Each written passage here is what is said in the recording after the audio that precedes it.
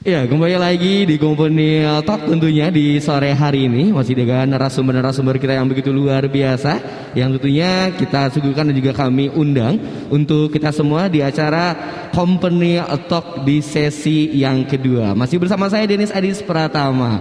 Dan kita akan melanjutkan lagi beberapa pertanyaan-pertanyaan yang akan kita tanyakan langsung untuk para narasumber kita. Namun sebelumnya Ketua Company ini juga dapat pertanyaan juga nih untuk Bapak Sandi Lesmana. Kira-kira nih Pak Sandi, apa aja sih yang sudah dilakukan oleh ketua atau dari jajaran kepengurusan inti nih untuk para anggota komunitas pecinta seni Sukabumi ataupun untuk para pelaku seni Sukabumi yang ada di company ini sendiri di masa pandemi ini, apa aja yang sudah dilakukan atau arahan-arahan apa aja yang sudah diberikan kepada mereka gitu? Ya, terima kasih. Secara keorganisasian kita sendiri berusaha Pak, berusaha untuk yang tadi Bapak sebutkan itu benar. Kita membuat satu kreativitas ya, konten virtual bentuknya seperti ini, kayak podcast seperti gini. Ada kegiatan-kegiatan seperti itu kita sengaja sengaja bangkitkan, supaya teman-teman juga ikut itu tadi Pak, berkreativitas, tidak hanya tampil saja tapi tampil secara virtual. Itu kiat-kiatnya. Ya, kita tadi itu perdalam skillnya, upgrade apa yang menjadi kebutuhan dalam satu pertunjukan itu, atau kegiatan atau kebutuhan dalam satu kegiatan itu apa. Kita sudah juga Pak Om, bahwa penting bagi pelaku seni untuk berapresiasi selain tampil secara live. Jadi kita aktualisasinya itu di virtual. Virtual, betul. Itu. Untuk rekan-rekan juga pecinta seni dan pelaku itu bisa dilakukan. Karena kalau saat pandemi itu yang tadi Ibu katakan itu tidak bisa berdekatan gitu orang. Terus seni itu kan kadang menumbuhkan satu rasa ingin apa ya, kalau contoh dangdut, ingin joget gitu, seperti gitu. Alangkah baiknya bikin saja virtual di rumah, bikin satu kreasi yang positif agar karyanya bisa terekspos walaupun tidak secara langsung. Kan sekarang juga kalau di nikahan salaman gini. Namaste ya, iya, tidak bersentuhan. Kalau sama halnya dengan main dengan pertunjukan. Gimana kalau dilihatnya di TV, sama aja kan terlihat seperti gitu. Ya, kita sekarang lagi menggiatkan di rekan-rekan, cobalah kita bikin satu kreasi, bikin satu hasil produk yang mungkin bisa dilihat dan bisa menjadi motivasi buat rekan-rekan yang lain, khususnya di Kota Sukabumi dan umumnya di Indonesia seperti gitu. Yeah. Kan kalau medsos itu kadang terlihatnya seluruh dunia mungkin. Seluruh dunia, betul. Mungkin bisa menjadi motivasi. Oh gitu caranya di Indonesia tuh, cara penanggulangan musisi, cara menanggulangi cara hidup di masa pandemi. Keadaan gitu di masa pandemi. Cara beradaptasi di masa pandemi. Betul sekali. Mungkin berevolusi mungkin nanti musisi itu nanti bisa ada satu kegiatan yang ada cara lain selain tampil. Betul. Atau tampil yang secara live gitu ya, langsung berhubungan dengan audien. Betul. Bisa cara seperti gitu. Kata Ibu tadi kegiatannya banyak yang bisa ada kreativitas, selain punya skill seni nanti bisa juga punya keahlian lain. Betul. Bisa dieksplor seperti gitu. Ya, memang butuh sekali, sangat butuh sekali yang namanya kreativitas ya. Kreativitas Betul. Ini nggak hanya dari kesenian sendiri, pelaku seni juga, tapi seluruh sektor, mungkin seluruh lini kita memang harus banyak berkreativitas lagi, lebih dan lebih lagi gitu, untuk mengembangkan dan juga untuk tetap bertahan dalam kondisi pandemi ini gitu. Mungkin saran Kang, misalnya yang jago main keyboard, buat tiktokan bagaimana bermain kunci-kunci, ngajarin anak-anak yang masih pemula. Itu kan mungkin viewernya bisa banyak ya. Nah, mungkin ada manfaat dari pembuatan tata cara bermain keyboard misalnya, atau tata cara nge-MC yang bagus tuh seperti apa. Public speaking kayak gimana gitu ya Bu ya. Kan pernah tuh Betul. tutorial make up kemarin tuh saya lihat. Banyak viewernya ternyata, luar biasa, udah ada iklannya.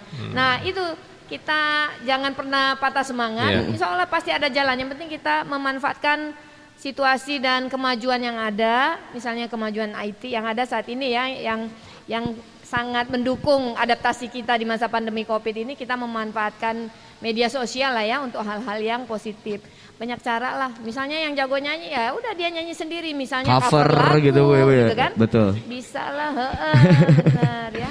Jadi lebih memanfaatkan media sosial lebih ke positif lagi dalam keadaan pandemi kayak gini. Memang media itu adalah salah satu unsur yang memang sangat tepat sekali gitu untuk kita mengalihkan yang tadinya kita berkerumun dalam acara-acara live, itu bisa kita beralih ke media sosial itu atau virtual seperti itu.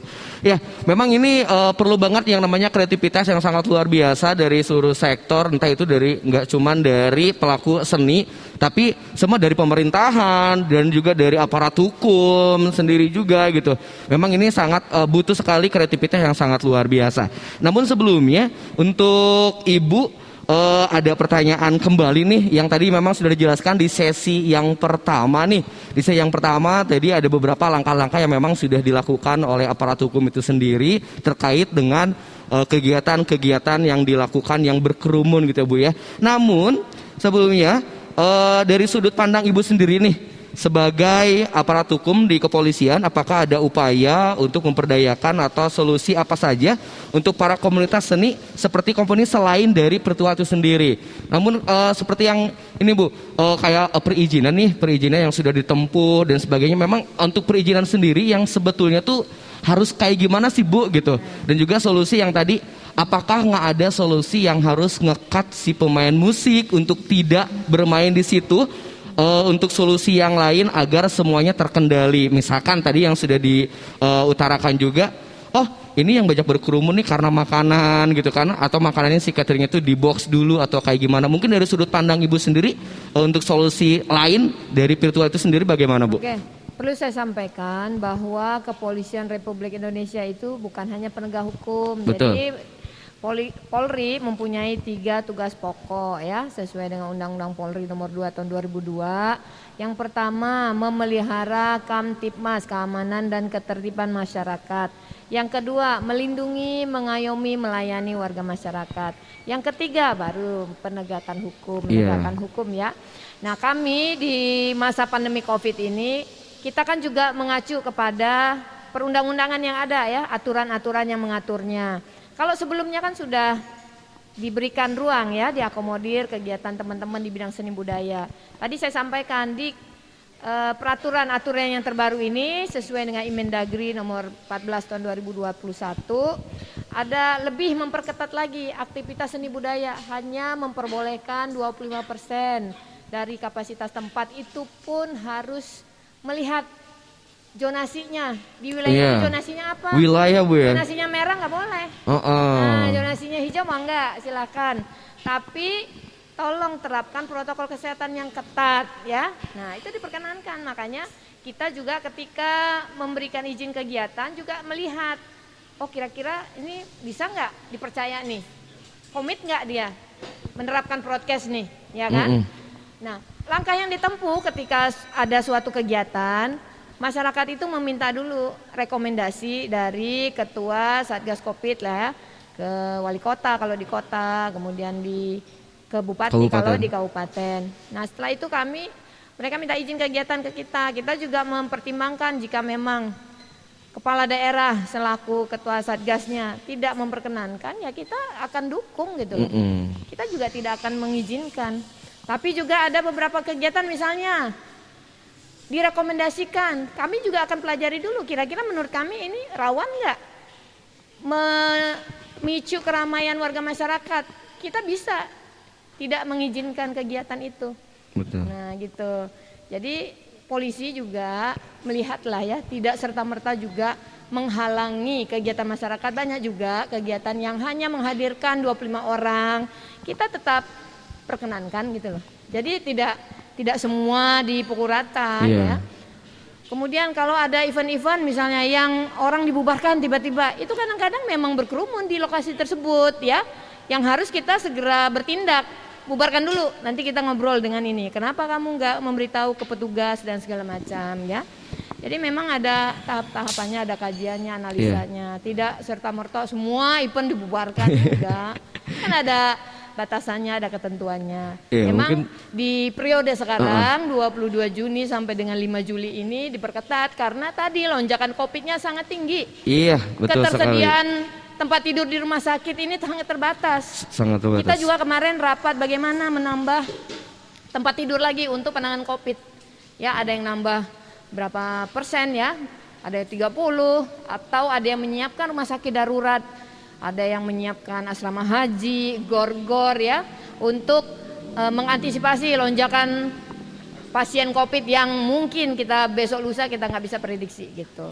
Itu Akang. Iya, ya memang mungkin karena untuk di wedding sendiri atau di event yang lainnya, untuk khusus wedding sih sebenarnya untuk akad juga memang dibatasi ya Bu ya, bisa dibatasi. Akad diperkenankan. 10 orang gitu Bu ya. MC kan masih bisa. Iya betul sekali. Nah ini biasanya nih yang ada di lapangan nih, ada di lapangan ketika MC nih, ketika ada satgas yang datang atau dari kepolisian datang, itu tiba-tiba mereka memberikan informasi lewat media keras gitu ya, pengeras suara gitu, yang sebenarnya menurut Denny sih itu menimbulkan kepanikan tersendiri terhadap si yang punya hajat atau yang si tamu sendiri. Apakah sebenarnya sih bisa aja kalau misalkan memang bisiki ke MC untuk menginformasikan itu, dan sebenarnya untuk MC-MC yang lain dan juga untuk para tamu undangan yang lain juga, karena sekarang pandemi udah 1 tahun lebih ini, mereka sudah terbiasa dengan kondisi yang sekarang seperti ini gitu Bu. Ini banyak banget nih. Nah tadi saya contohkan itu melihat situasi di lapangan. Ketika misalnya kita melihat kerumunannya seperti apa ya, biasanya juga petugas Kapolsek setempat dengan Forkopincamnya, dengan Satgas COVID yang di kecamatan ya, mereka akan menginformasikan kepada panitia yang menyelenggarakan kegiatan, tolong dong kegiatannya berhenti dong. Oh iya, ada betul, kok yang Bu. begitu. Iya. Tapi melihat misalnya situasinya sudah nggak mungkin, kan bubarkan dulu, benar. Dibubarkan Kalau dulu. berbisikin kelamaan. Iya benar. Ya, Mediasi kelamaan ya Bu ya. Seyogyanya memang disampaikan ke panitia, udah dong bubar dong gitu ya. Iya betul. Situasi lah, jarang lah langsung diambil gitu Bu ya. Ambil alih oleh betul. petugas ya, biasanya pasti koordinasi dengan panitianya dulu. Ada mediasi dulu ke panitia, tolong bubarkan dong, ini berkerumun banget nih. Iya betul. Nah dia diinfokan begitu nggak ada aksi ya kelamaan udah diambil alih. Nah, karena memang demi keselamatan warga masyarakat, betul sekali, ya, betul sekali. bukan demi petugas. Melihat kondisi lapangan terlebih dahulu ya Bu ya, melihat kondisi lapangan terlebih dahulu, dan juga ada mediasi terlebih dahulu terhadap si keluarga atau panitia keluarga itu sendiri. Dan juga mungkin dari Ibu tadi sudah dijawab beberapa solusi yang harus dilakukan selain dari virtual itu sendiri. Dan sekarang dari kacamata Bapak nih, dari sebagai pemerintahan tentunya, untuk beberapa itu sendiri, ini kira-kira dari keseluruhan kegiatan yang memang dilakukan di Kota Sukabumi ataupun kabupaten, bagaimana nih sudut pandang dari pemerintah Kota Sukabumi? Apakah ada upaya untuk memperdayakan atau solusi apa saja untuk para komunitas seni Sukabumi, khususnya untuk company? Dan juga tadi kan Opa sudah menyinggung juga ada beberapa program-program yang memang akan dilakukan gitu ya, dan mudah-mudahan bersinergi terhadap para komunitas-komunitas seni ini. Nah, kira-kira untuk para komunitas seni ini memang harus datang langsung ke pemerintahan, apa ada undangan khusus kah dari pemerintah untuk merangkul si komunitas itu sendiri? Bagaimana Pak kira-kira? Terima kasih. Untuk yang pertanyaan kedua ini, tadi sudah diutarakan bahwa ada 4 hal ya, kemudian konservasi, kemudian pembinaan, pengembangan, dan kontestasi. Nah, kaitan dengan komunitas, selayaknya lengkapi bagian-bagian yang menjadi legal aspek sebuah komunitas. Ini lengkapi secara legal aspeknya. Kemudian untuk silaturahmi bisa aktif dari pihak komunitas, ataupun juga nanti setelah teridentifikasi maka pihak pemerintah juga bisa. Jadi ini tidak kaku ya untuk diskusi dan lain sebagainya. Tapi intinya sebagaimana tadi telah diutarakan bahwa kita tetap menjaga kondisi jangan sampai terjadi kerumunan. Jadi untuk diskusi bisa saja juga kita melakukan rapat secara virtual atau diskusi bisa hanya terbatas saja gitu ya. Nah, kaitan-kaitan dengan itu.